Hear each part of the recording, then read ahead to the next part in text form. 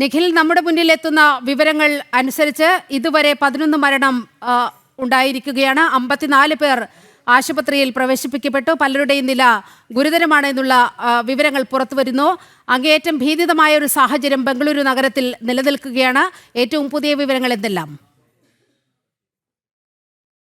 നീലിമ നേരത്തെ പറഞ്ഞതുപോലെ ഇപ്പോൾ ലഭ്യമാകുന്ന വിവരങ്ങൾ അനുസരിച്ചിട്ട് സ്ഥിരീകരിച്ചത് അല്ലെങ്കിൽ ഇപ്പോൾ പ്രാദേശിക മാധ്യമങ്ങൾ ലഭ്യമാകുന്ന വിവരം അനുസരിച്ചിട്ടാണെങ്കിൽ 11 മരണങ്ങളാണ് സംഭവിച്ചിരിക്കുന്നത്. 11 പേർക്ക് ജീവൻ നഷ്ടമായി എന്ന് അറിയാൻ സാധിക്കുന്നുണ്ട്. ഒപ്പം ഈ പരിക്കേറ്റവരുടെ ആരോഗ്യനില സംബന്ധിച്ച് കൂടുതൽ വിവരങ്ങൾ ലഭ്യമാവേണ്ടതുണ്ട്. ഇപ്പോൾ അല്പസമയം മുമ്പ് മാധ്യമങ്ങളെ കണ്ടതിന് ശേഷം ഉപമുഖ്യമന്ത്രി DK ശിവകുമാർ അദ്ദേഹം ആശുപത്രിയിലേക്കാണ് പോയത്. അവിടെ എത്തി ആളുകൾ സന്ദർശിച്ചതിന് ശേഷം അദ്ദേഹം ഇതുമായി ബന്ധപ്പെട്ട അല്ലെങ്കിൽ എത്ര പേർ ആശുപത്രിയിൽ ചികിത്സയിൽ കഴിയുന്നുണ്ട്, ഒപ്പം തന്നെ എത്ര പേർക്ക് ജീവൻ നഷ്ടമായിട്ടുണ്ട് എന്നടക്കമുള്ള കാര്യങ്ങൾ അദ്ദേഹത്തിൻ്റെ ഭാഗത്തുനിന്നൊരു വ്യക്തത അപ്പോഴുണ്ടാകും എന്ന് നമ്മൾ പ്രതീക്ഷിക്കുന്നുണ്ട്. അതായത് അദ്ദേഹം നേരെ മാധ്യമങ്ങൾ കണ്ടതിന് ശേഷം പോകുന്നത് ആശുപത്രിയിലേക്കാണ് എന്ന് അദ്ദേഹം പ്രതികരിച്ചിട്ടുണ്ട്. അപ്പോൾ അങ്ങനെയെങ്കിൽ ഈ ഒരു ആശുപത്രിത്തിന് ശേഷമായിരിക്കും ഇത്തരത്തിലുള്ള ഔദ്യോഗിക വിവരങ്ങൾ അദ്ദേഹം പങ്കുവെക്കുക.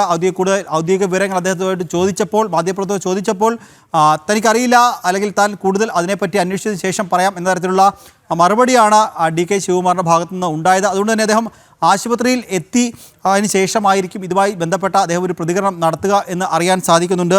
ഇപ്പോൾ എന്തായാലും പരിക്കേറ്റവരുടെ സമീപത്തുള്ള ആശുപത്രിയിലൊക്കെ തന്നെയാണ് പ്രവേശിപ്പിച്ചിട്ടുള്ളത് എന്ന് മനസ്സിലാക്കുന്നു. നേരത്തെ നമ്മൾ പറഞ്ഞതുപോലെ ബൗറിംഗ് ആശുപത്രിയിൽ 10 പേരെ പ്രവേശിച്ചിട്ടുണ്ട്. അവരുടെ 10 പേരുടെ നില പ്രവേശിച്ചതിൽ 10 പേരുടെ നില ഗുരുതരമാണ് എന്ന് അറിയാൻ സാധിക്കുന്നുണ്ട്. വിക്ടോറിയ മണിപ്പാൽ ആശുപത്രിയിലും ആളുകളെ പ്രവേശിപ്പിച്ചിട്ടുണ്ട് എന്ന് മനസ്സിലാക്കാൻ സാധിക്കുന്നുണ്ട്.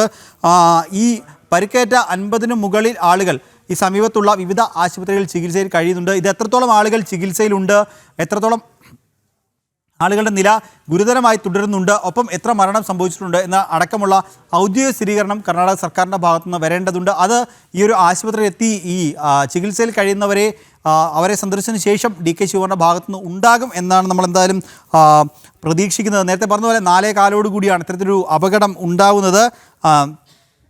ഈ തിക്കും തിരക്കും ഉണ്ടായവരെ ലാത്തിച്ചാർജ് ചെറിയ രീതിയിൽ നടത്തിയെങ്കിലും അവരെ നിയന്ത്രിക്കാൻ ആയില്ല എന്ന് പറയുന്നുണ്ട്. ഒപ്പം നേരത്തെ നമ്മൾ പറഞ്ഞതുപോലെ ഉച്ച മുതൽ തന്നെ ഈ ഒരു തിരക്ക് അത് തുടരുന്നുണ്ട്. അപ്പോഴൊക്കെ പല വട്ടങ്ങളിലായി പോലീസ് ലാത്തി വീശുന്ന സാഹചര്യം ഉണ്ടായിരുന്നു.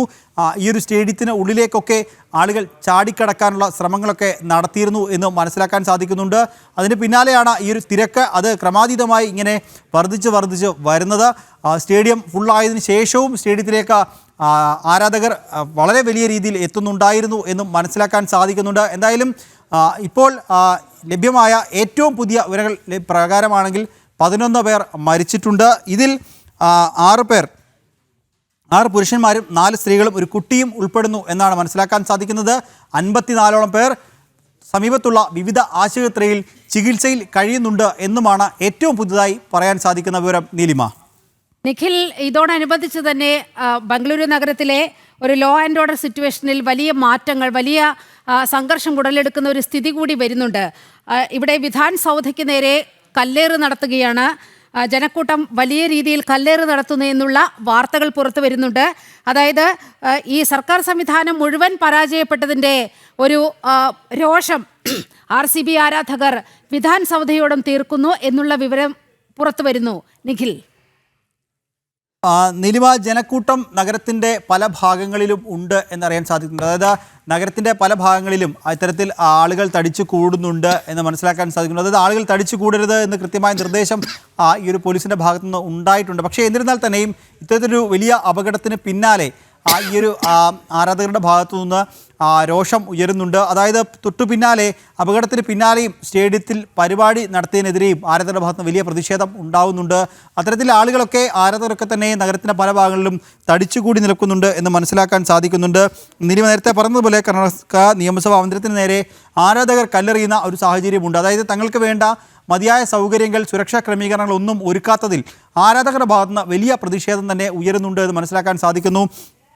കർണാടക നിയമസഭാ മന്ദിരത്തിന് നേരെ ഈ ഒരു ആൾക്കൂട്ടം, ആരാധകരുടെ ഒരു കൂട്ടം അവർ കല്ലെറിയുന്നു എന്ന സാഹചര്യത്തിലേക്ക് കാര്യങ്ങൾ എത്തിയിട്ടുണ്ട്. അതായത് നഗരത്തിലെ ക്രമസമാധാന നിലയിൽ വലിയ രീതിയിലുള്ള മാറ്റം, നീലിമ നേരത്തെ സൂചിപ്പിച്ചതുപോലെ ക്രമസമാധാന നിലയിൽ വലിയ രീതിയിലുള്ള മാറ്റം സംഭവിച്ചിരിക്കുന്നു. അതായത് ആരാധകരൊക്കെ വളരെ വലിയ പ്രതിഷേധത്തിലാണ്. ഇത് നിയന്ത്രിച്ചില്ലെങ്കിൽ ഇത്തരത്തിലുള്ള ഈ കല്ലേറ് അടക്കമുള്ള കാര്യങ്ങൾ ഇനിയും ഉണ്ടാവാനുള്ള സാധ്യതയുണ്ട്. അതിനെ കൃത്യമായി നിയന്ത്രിച്ചില്ലെങ്കിൽ കാര്യങ്ങൾ കൂടുതൽ വഷളാവുന്ന ഒരു സാഹചര്യത്തിലേക്ക്, അതായത് ആരാധകർ ഇനി ഈ ടീമിൻ്റെ ഒരു സെലിബ്രേഷൻ പരിപാടി സ്റ്റേഡിയത്തിനുള്ളിൽ നടക്കുന്നുണ്ട്. അത് അല്പം മുമ്പ് നിർത്തിവെച്ചിരുന്നു. അവിടെ നിന്ന് കൂടുതൽ ആരാധകർ കൂടി സ്റ്റേഡിയത്തിലേക്ക്, അതായത് സ്റ്റേഡിയം നിലവിൽ ഫുള്ളാണ് എന്നറിയാൻ സാധിക്കുന്നു. അവിടെ നിന്ന് കൂടുതൽ ആരാധകർ കൂടി സ്റ്റേഡിയത്തിന് പുറത്തേക്ക് എത്തും. അപ്പോഴും ഈ ഒരു നഗരത്തിൽ അത് തിരക്ക് വലിയ രീതിയിൽ വീണ്ടും വർദ്ധിക്കാനുള്ള സാഹചര്യമുണ്ട്. നിലവിൽ ലഭ്യമായ വിവരമനുസരിച്ചിട്ടാണെങ്കിൽ താരങ്ങൾ അവിടുന്ന് പോകുന്നതിന് പിന്നാലെ സ്റ്റേഡിയത്തിൻ്റെ ഗേറ്റുകൾ താൽക്കാലികമായി അടച്ചിടുന്നു എന്നാണ് അറിയാൻ സാധിക്കുന്നത്. അതായത് സ്റ്റേഡിയത്തിനുള്ളിലെ ആരാധകരെ ഇപ്പോൾ പുറത്തേക്ക് വിടുന്നില്ല എന്നറിയാൻ സാധിക്കുന്നു. അതായത് നഗരത്തിലെ ഒരു ഗതാഗത കുരുക്ക് അല്ലെങ്കിൽ ഈ ഒരു തിരക്ക് അതൊരു നിയന്ത്രിച്ചതിന് ശേഷമായിരിക്കും ഈ ആരാധകരെ പുറത്തേക്ക് വിടുക എന്നും അറിയാൻ സാധിക്കുന്നുണ്ട്. അതായത് സ്റ്റേഡിയത്തിൻ്റെ ഗേറ്റിന് പുറത്തേക്ക് ആരാധകരെ വിടുക എന്നും മനസ്സിലാക്കാൻ സാധിക്കുന്നുണ്ട്. അത്തരത്തിലായിട്ടുള്ള ക്രമീകരണങ്ങൾ നടത്തുന്നു എന്നാണ് അറിയാൻ സാധിച്ചിരിക്കുന്നത്. എന്തായാലും ഇപ്പോൾ നഗരത്തിലും പല സ്ഥലങ്ങളിലും അവിടെ ഇവിടെയായി ക്രമസമാധാന പ്രശ്നങ്ങൾ എന്തായാലും ഉടലെടുത്തിട്ടുണ്ട് നീലിമ.